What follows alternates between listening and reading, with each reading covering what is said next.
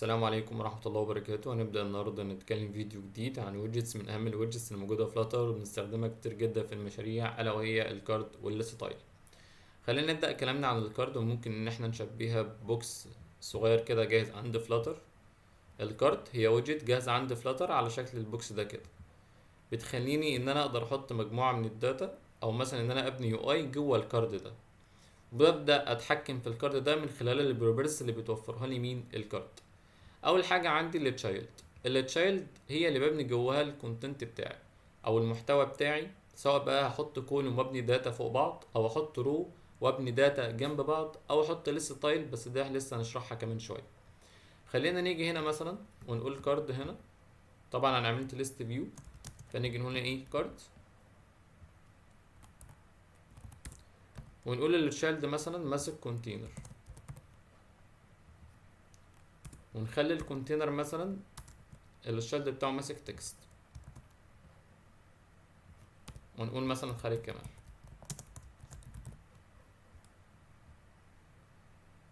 فانا دلوقتي التشايلد بتاعي بتاع الكارد ماسك كونتينر، فهو دلوقتي الكونتينر موجود في مين؟ في الكارد بتاعي. يبقى انا دلوقتي التشايلد ديت بتبدا ان انا ابني جواها، اللي هي التشايلد بتاعت الكارد، ببدا ان انا ابني جواها الكونتنت او المحتوى اللي انا هبنيه جوه الكارد، سواء بقى كونتينر او كولوم او رو. تمام. بعد كده عندي حاجه اسمها ميرجن. تمام. فانا دلوقتي خليني بس اظبط في شكل الكونتينر ده بحيث ان هو شكله يكون لطيف شويه. اقول له تقول مثلا 20. تمام. وابدا ان احنا نعمل كارد تاني كده، بما ان احنا عاملين ليست فيو، ونخلي ده مثلا محمد مثلا، محمد كمال. فانا دلوقتي عندي الميرجن ديت بتخليني اتحكم في المسافات ما بين الكارد والعناصر التانية او الكاردات التانية. يعني انا دلوقتي عايز اخلي مثلا الكارد اللي هو اسمه خالد كمال ده يسيب مثلا مسافة مع الكارد اللي اسمه مين؟ محمد كمال. فممكن اجي هنا مثلا في الكارد اللي شايل مثلا الكونتينر اسمه خالد، واقول له ميرجن مثلا،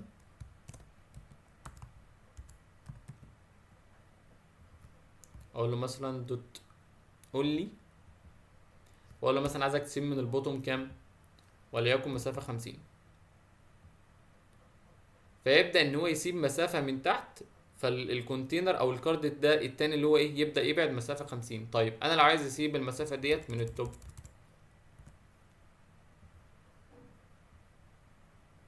فيبدأ ان هو يسيب لي المسافة دي من التوب. فالمرجن بتخليني ان انا اتحكم في المسافة ما بين الكارد وما بين الكاردات التانية او العناصر التانية، سواء بقى كان كارد تاني او كونتينر او اي حاجة.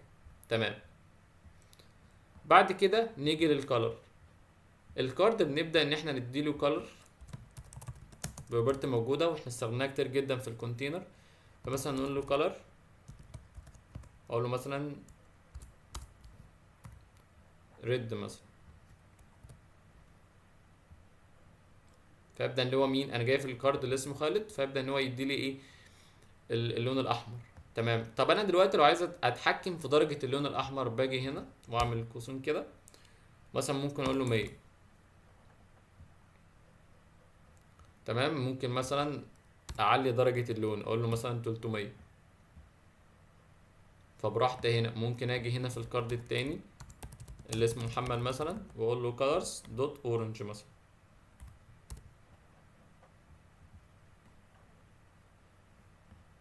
تمام. نحط كوما. تمام. فانا براحتي، فهو الكالر هنا بيحدد لي مين؟ اللون بتاع الكارد ذات نفسها. بعد حاجه رابع حاجه عندي حاجه اسمها elevation. طيب خلينا بس نرجع الكاردات للون الابيض اللي هو الديفولت كلر، ونخلي المسافه مثلا من البوتوم علشان تبقى مين الاليفيشن واضحه اكتر. فاحنا لو جينا لاحظنا دلوقتي هنلاقي كده زي ظل موجود في الكاردات من تحت كده. الظل ده اسمه elevation. فانا دلوقتي لو عايز اتحكم مثلا في درجه الظل ده، فمثلا في بروبرتي موجوده عندي اسمها elevation. مثلا ممكن الغيها. مثلا انا دلوقتي في الكارد اللي اسمه خالد، فخلينا نركز في اي حاجه تحصل هنا. فدلوقتي لو انا جيت اعمل هيترولود، فيبدا الاليفيشن ده هيروح. فهو طبعا هو موجود هنا لان الديفولت مثلا تلاقيه باتنين او تلاتة، فموجود هنا. طيب انا اللي دلوقتي لما عملته بزيرو في خالد، لا خلاص بدأ ينتهي. طيب دلوقتي لو انا عايز مثلا اعمله بعشرة، هيكون كبير يعني. فهنشوف بدأ ان هو يظهر ايه بشكل كبير. طيب ابدأ اتحكم فيه بقى ايه من هنا. تمام، يبقى احنا كده اتكلمنا عن الكارد واشهر البروبرتس اللي موجوده فيه. نيجي بقى عن الليست ستايل. هي ويدجت برضو جاهزه بتخليني ان انا احط داتا مثلا جوه الكارد بس بشكل رو على شكل صف. طيب ممكن احنا نلغي الكلام ده كده، ممكن احنا نلغي الكارد ده كده. تمام، ونيجي هنا نقول له تشايلد مثلا هتشتغل ليست ستايل. خلينا قبل ما نتكلم نقول الليست ستايل هي ويدجت، نكرر تاني، هي ويدجت بتخليني ان انا احط داتا بشكل رو على شكل صف بشكل جاهز ومنسق. تمام، خلينا نبدا مثلا نبني كارد مع بعض، ونبدا باول بيربرس مثلا موجوده في الليست ستايل اسمها ليدنج. الليدنج ديت هي بتخليني ان انا احط اول حاجه في اول كارد او في اول الكارد بتاعتي يعني. يعني مثلا لو احنا نعمل مثلا كارد لوجبه مطعم، فمثلا نقول له ليدنج، نخليها مثلا ايكون، اقول له ايكونز فاست فود مثلا بالشكل ده كده. تمام، يبقى الليدنج مسؤول عن اول حاجه ممكن تتحط في مين في الكارد. تمام، بعد كده التايتل اللي هو مثلا ممكن نعملها ايه، اللي هو مثلا اسم الوجبه اللي هو العنوان الرئيسي، فنقول له مثلا تكست إيه مثلا بيتزا.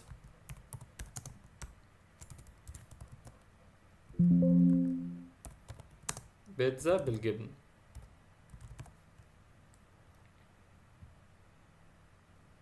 كويس. طيب عندي تالت حاجه اسمها السب تايتل.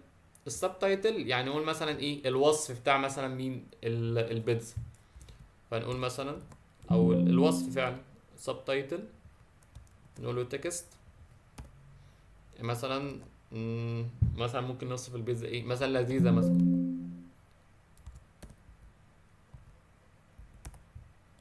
لذيذه جدا. تمام، كويس. بعد كده عندي حاجه اسمها ايه تريلينج. هي بتبقى يعني هي بروبرتي موجوده في الليست ستايل، بتبقى في ايه في اخر الكارد او الليست ستايل. نقول تريلينج، هي بتبقى مكانها هنا، فممكن مثلا نخليها مثلا ده السعر، فنقول له تكست ونقول له ايه دولار ساين وليكن ايه 50.